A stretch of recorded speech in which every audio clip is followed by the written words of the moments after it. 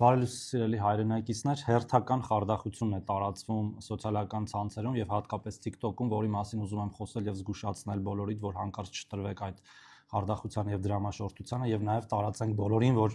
ոչ մեկ դրան չտրվի, խոսքը սրա մասին է։ 7-ից Հայաստանի քաղաքացիներին, ովքեր ծնվել են 1949-ին, մինչև 2015 թվականները, սոցիալական ֆոնդից կսկսեն մուտքագրվել 350,000 դրամ։ Ստանալու համար անհրաժեշտ է հունվարի 15-ն օրվա ներառյալ դիմել վճարման համար։ Վճարումը կտրամադրվի բոլոր նրանց, ովքեր կհասցնեն դիմել։ Դրամը կվճարվի անկարիքության չափանիշը հաշվի չառնելով։ Ինչպես դիմելու, ամբողջ տեղեկատվությունը հղումով պրոֆիլում։ Սկսած հունվարի 7-ից Ուրեմն այդ պրոֆիլում